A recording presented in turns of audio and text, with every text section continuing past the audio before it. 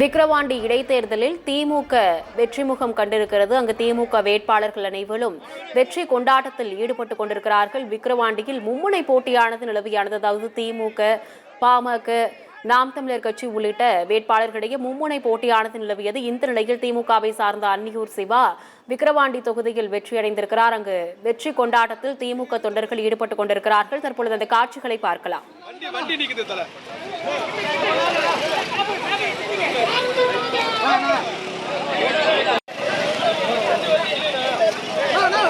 இரு தளபதி ரொம்ப நேரமா வெயிட் பண்ணிக்கிறாங்க.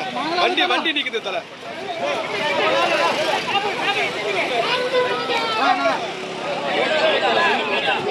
ரெண்டு குச்சி